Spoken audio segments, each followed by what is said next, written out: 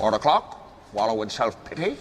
This might be the best Christmas movie ever made, and somehow it gets better every time you watch it. And before we get into today's movie, I want to mention we're getting close to the end of the marathon, and I appreciate all the support you guys have given me so far and through this journey on the channel. But with that being said, there are 2 videos remaining. That is a Die Hard video and a tier list video of all the best 2025 movies, so stay tuned for that. And with that being said, let's jump into why The Grinch is one of the best Christmas movies of all time. This movie follows the Grinch, a bitter green creature who lives alone on Mount Crumpet, and he's always overlooking Whoville, a town obsessed with Christmas. After years of isolation and resentment, the Grinch decides he's had enough. He hatches a plan to steal Christmas by sneaking into Whoville on Christmas Eve and taking everything. He takes the presents, the decorations, he takes the food, he literally takes everything. He takes every ornament, every single light. But along the way, he meets Cindy Lou, a young girl who sees past his anger and tries to understand why he hates Christmas so much. And this movie doesn't waste any time. It sets up the Grinch's bitterness, introduces Whoville's over-the-top Christmas obsession, and then lets the chaos unfold. And what makes that setup work is how much backstory it gives the Grinch. This isn't just a villain who hates Christmas for no reason. He's someone who was bullied, excluded, and rejected by the Who's when he was a kid, and that trauma shaped everything about who he became. And when I rewatched this movie, I really got a second look about how much heart this movie has beneath all the jokes and absurd humor. The Grinch's arc isn't just about learning to love Christmas, it's about learning to let people in again after years of isolation.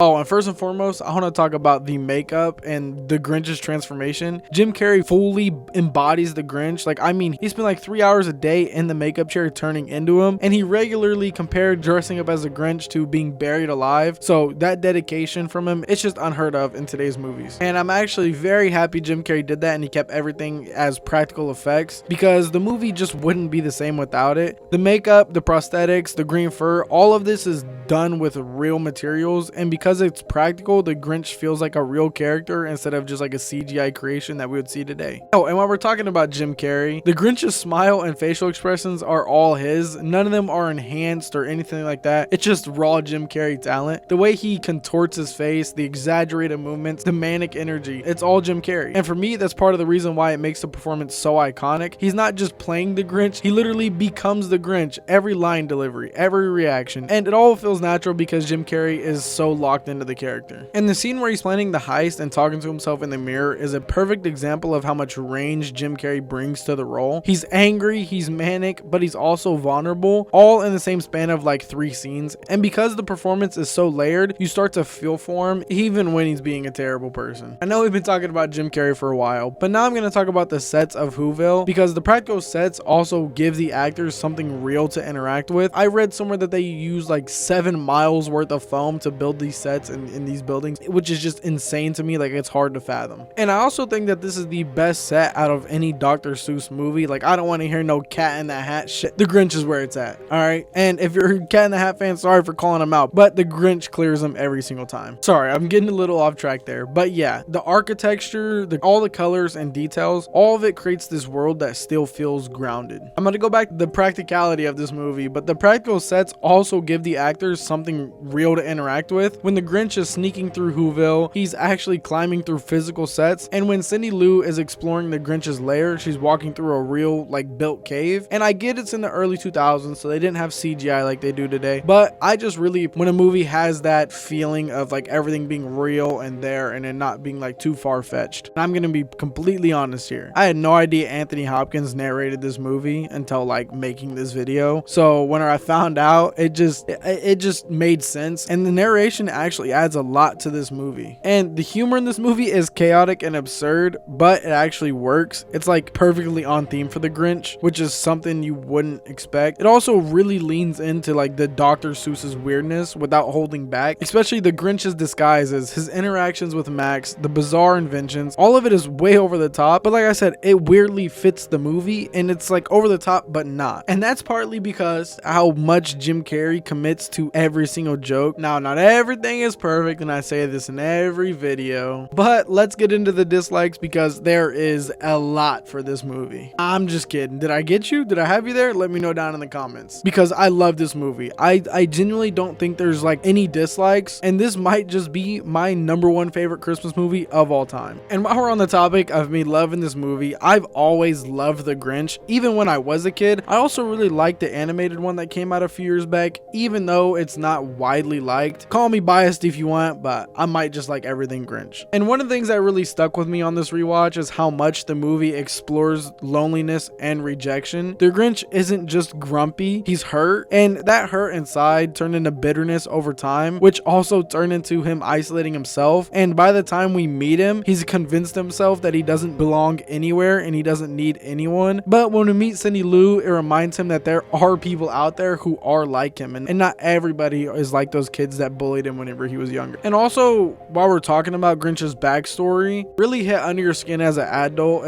especially because the Grinch is an insanely relatable character, because I feel like most people at some point in their lives have went through something like that where they felt like they didn't belong or they were picked on or whatever it may be. It's just, it really adds that layer to his character, and that makes his redemption feel earned instead of like being forced in any way. And now I want to talk about the best moment, or what I like to call in my videos the golden moment, and that's the moment his heart grows 3 sizes. And this scene really stands out because it's the moment he realizes that he actually cares, and it just makes everything land. And then for me, this scene is just the icing on top of an already amazing movie. Watching the Grinch rush down the mountain to save Christmas after spending the entire movie trying to steal it is such a powerful moment. And there's no big speech, there's no like dramatic music, it's just the Grinch finally understanding what Christmas is really about. I want to say this because this kind of just resonated with me in this movie, and it's that the story shows that people act out when they feel excluded or misunderstood, and a little empathy can completely transform someone's day, or life for that matter. It's ultimately a reminder that the holidays mean nothing without community or connection. The Grinch spent years pushing people away because he thought he didn't need them, but Cindy Lou Who showed him that being included, being seen, and being cared for, even in a small amount, can just really uplift someone's day. And in my opinion, that small message is what makes this movie timeless. But yeah, The Grinch is a lot more than just a Christmas movie. I know I've said this for a lot of movies in this marathon, but this one specifically you need to rewatch, especially if you're feeling down or you feel alone or in whatever, or if you're just in the Christmas spirit. Go watch this movie. It is such a great movie, and I can't say enough. It is my personal favorite Christmas movie of all time, and if you don't watch it, that's okay. I'm sure you'll get around to it at some point. But with that being said, thanks for watching today's review. If you enjoyed it, don't forget to subscribe, and there are 2 videos left in the marathon. Tomorrow is Die Hard, and on Christmas I'll be dropping my favorite movies of 2025 tier list video. Stay tuned for that if you want to hear my opinions on just movies across the year. Maybe you missed some of the older reviews. Anyways guys, stay curious, let's keep the conversation going.